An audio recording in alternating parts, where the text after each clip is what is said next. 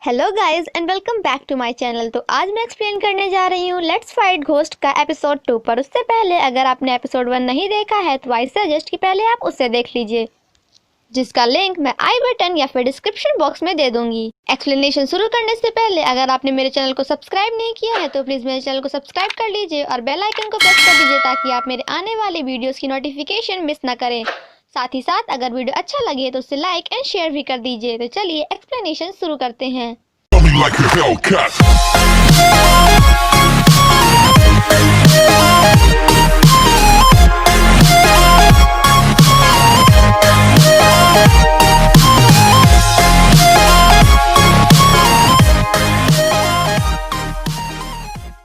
Episode 2 की शुरुआत होती है एपिसोड 1 के एंडिंग सीन के थोड़ा पहले से, जहां हमें पाक बोंग पाल का छोटा सा फ्लैशबैक दिखाया जाता है, जिसमें पाक बोंग पाल और उसकी मॉम रोड के अपोजिट साइड में थे। तभी पाक बोंग पाल को उसकी मॉम के पीछे एक ब्लैक शैडो दिखाई देता है और जैसे ही उसकी मॉम रोड क्रॉस करने वाली थी तो वह शैडो उन्हें धक्का दे देती है और उनकी एक्सीडेंट के कारण वहीं पर डेथ हो जाती है। और तब से पाक बोंग पाल को एक लेडी घोस्ट डराने लगती है, जिसके कारण बोंग पाल काफ़ी डर गया और वह अकेले रहने लगा। और जब भी कभी वह दूसरे बच्चों के साथ खेलने की कोशिश करता तो वह लेडी घोस्ट आकर उसे डराने लगती और यही वो वजह है जिसके कारण पाक बोंग पाल को अकेले रहना ज़्यादा पसंद है। फिर हमें वही सीन दिखाया जाता है जहाँ पे एपिसोड 1 खत्म हुआ था। तो बोंग पाल ह्यून जी को ऐसा करने से रोक देता है और उसे इग्नोर करते हुए वहाँ से चला जाता है। और जब बोंग पाल अपने रूम पहुँचता है तो उसे याद आता है कि वह अपने रूम की चाबी भूल गया है। तभी ह्यून जी गेट खोल देती है तो बोंग पाल ह्यून जी को थैंक यू बोलकर अंदर चला जाता है, लेकिन ह्यून जी भी उसके घर के अंदर चली जाती है और उसे पूरा दिन बहुत परेशान करती है।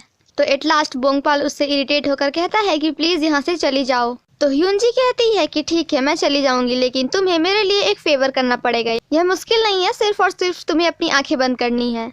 लेकिन बोंग पाल उसे इस बार भी मना कर देता है। तभी बोंग पाल ह्यून जी को एक चार्म दिखाता है जो कि घोस्ट भगाने में मदद करता है और उसे देखते ही ह्यून जी वहाँ से भाग जाती है। और बाद में हमें पता चलता है कि वह कोई चार्म वार्म नहीं था, वो नॉर्मल एक लेटर था। नेक्स्ट सीन में हमें उन्हीं दोनों सीनियर्स को दिखाया जाता है जो सियोई गर्ल्स हाई स्कूल की वीडियो रिकॉर्डिंग देख रहे थे। और यहाँ पे उन दोनों को भी पता चल जाता है कि बोंग पाल ना सिर्फ भूतों को देख सकता है बल्कि उन्हें मार भी सकता है। तो वो दोनों डिसाइड करते हैं कि वे बोंग पाल को अपने क्लब में ज्वाइन करवाएंगे। बोंग पाल जब अपने कॉलेज जाता है तो ह्यून जी उसका पीछा वहाँ भी नहीं छोड़ती है और उसे वहाँ भी हर जगह परेशान करती है। थोड़ी देर बाद वे दोनों सीनियर्स बोंग पाल के पास पहुँचते हैं और अपने इंट्रोडक्शन कराते हैं। एक का नाम था चोई चन संग और दूसरे का नाम था किम इन रंग, मतलब नाम भी मैचिंग संग रंग। और उसे अगेन घोस्ट के बारे में काफ़ी लेक्चर देते हैं और उसे क्लब ज्वाइन करने के लिए कहते हैं। तो बोंग पाल उन्हें अगेन वहाँ से इग्नोर करते हुए चला जाता है। नेक्स्ट सीन में हम बोंग पाल को उसकी क्लास में देखते हैं जहाँ प्रोफेसर उन्हें पढ़ा रहे थे और हमें यहाँ पे पता चलता है कि बोंग पाल के क्रश का नाम है इम सियो ह्यून। बोंग पाल उसे देखकर काफ़ी मुस्कुराता है। तो ह्यून जी कहती है कि क्या तुम मुस्कुरा रहे हो? तो बोंग पाल उसे देखकर चौंक जाता है और उसे उसकी क्लास से जाने के लिए बोलता है। वहीं दूसरी तरफ दोनों सीनियर्स काफ़ी परेशान थे क्योंकि उनकी रैंकिंग कम होती जा रही थी और साथ ही साथ सदा को हमेशा बहुत ही ज़्यादा नेगेटिव कमेंट्स करता था। तभी वहाँ हाउसिंग एजेंसी वाले आते हैं और कहते हैं कि नेक्स्ट वीक तक अपना घर खाली कर देना वरना हम बिना परमिशन के ही अंदर आ जाएंगे। तो वो दोनों डिसाइड करते हैं कि बोंग पाल को अपने क्लब में ज्वाइन करने के लिए हमें उसे हर जगह फॉलो करना पड़ेगा और उसे यह एहसास दिलाना होगा कि बोंग पाल हमारा सेवियर है। एंड देन अगेन हमें बोंग पाल की क्लास का सीन दिखाया जाता है जहाँ सर कहते हैं कि मैंने सुना है यहाँ पे एक स्टूडेंट है जो हमेशा इस क्लास की मदद करता है, तो वो कौन है? और वह कोई और नहीं बल्कि इम सो ह्यून होती है। तो प्रोफेसर कहते हैं कि तुम्हारे लिए अकेले लेक्चर प्रिपेयर करना काफ़ी कठिन होगा और वह बाकी स्टूडेंट से पूछते हैं कि क्या कोई और भी सो ह्यून को ज्वाइन करना चाहता है। तो ह्यून जी बोंग पाल का हैंड रेस कर देती है जिसके कारण प्रोफेसर उसे एक्सेप्ट कर लेते हैं और बेचारा हमारा बोंग पाल काफ़ी इरिटेट हो जाता है।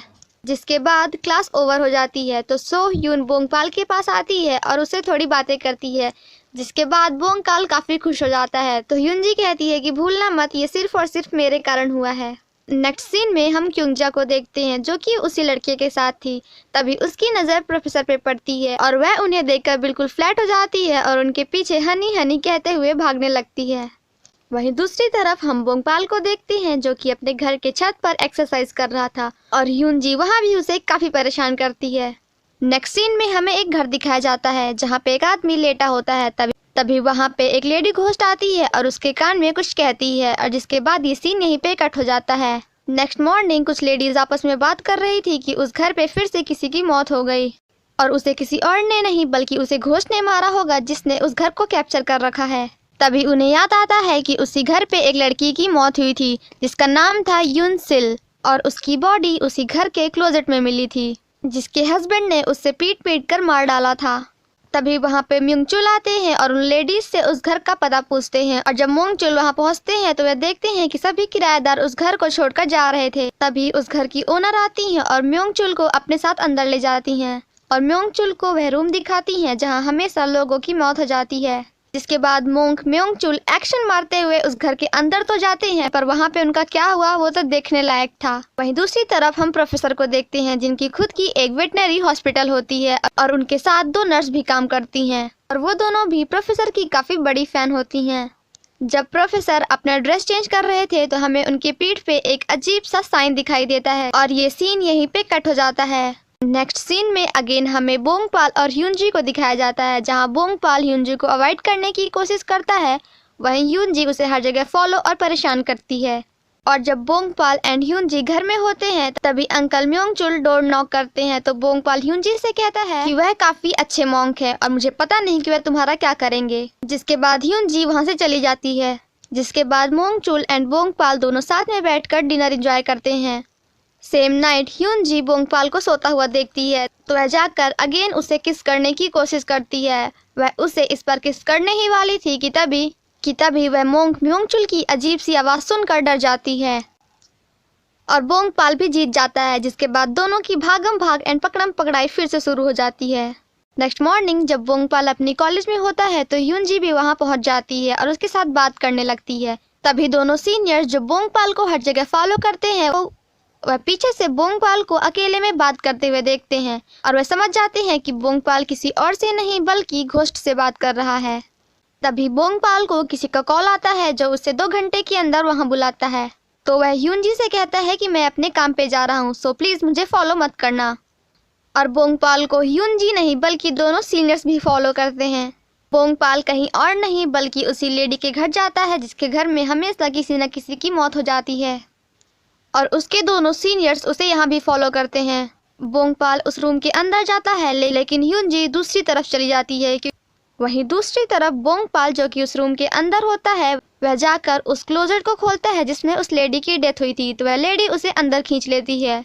जिसके बाद वह लेडी बोंगपाल को वहां से भागने के लिए बोलती है, और जब बोंगपाल उसकी आंखों में देखता है तो उसे वह सब कुछ दिखता है कि कैसे उसका हस्बैंड उसे मारा करता था और उसे क्लोजेट में बंद कर दिया था। तभी उसे ह्यूनजी की आवाज सुनाई देती है। जब वह बाहर आता है तो देखता है कि उस लेडी का हस्बैंड जो कि खुद भी एक घोस्ट था ह्यूनजी को मार रहा था। जिसके बाद बोंगपाल और उसके बीच में फाइटिंग शुरू हो जाती है। तभी ह्यूनजी को गुस्सा आ जाता है और वह जाकर बोंगपाल की मदद करती है। जिसके बाद दोनों मिलकर उस घोस्ट से फाइट करते हैं। तभी ह्यूनजी को उस आदमी के स्टमक पे भी एक रेड कलर का साइन दिखता है, तो वह बोंगपाल से उस साइन में मारने के लिए कहती है। और जब बोंगपाल उस घोस्ट को उस जगह पे हिट करता है तो वह वहां से गायब हो जाता है, यानी कि उसकी डेथ हो जाती है। जिसके बाद उस लेडी की सोल बोंगपाल को थैंक यू बोलती है और वहां से चली जाती है, क्योंकि वह सिर्फ और सिर्फ अपने हस्बैंड के कारण ही यहाँ पे कैद थी। बोंगपाल ह्यूनजी से पूछता है कि पिछली बार भी और इस बार भी तुम्हें घोस्ट की एग्जैक्ट वीकनेस का पता कैसे चलता है। तो ह्यूनजी कहती है कि क्या तुम चाहते हो कि मैं तुम्हें बताऊं। बोंगपाल ह्यूनजी से पूछता है कि पिछली बार तुमने कहा कि तुम्हें कोई मेमोरी याद नहीं है। तो ह्यूनजी कहती है कि हाँ बिल्कुल, मुझे तो ये भी याद नहीं कि मेरी डेथ कहाँ हुई थी और कहाँ मेरा घर है और कहाँ मेरे पेरेंट्स हैं। ह्यूनजी आगे कहती है कि पूरे 5 सालों में मुझे मेरे मेमोरी का थोड़ा सा ग्लिम्स मिला था जब मैंने और तुमने वो किया था। यही वजह है कि मैं इसे दोबारा करना चाहती थी। तो बोंगपाल फनी वे में कहता है कि हमने क्या और कब किया था, मुझे तो कुछ भी याद नहीं।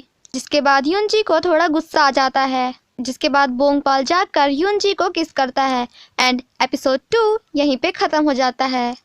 Thank you so much guys for watching my explanation. Stay safe and healthy. Bye bye.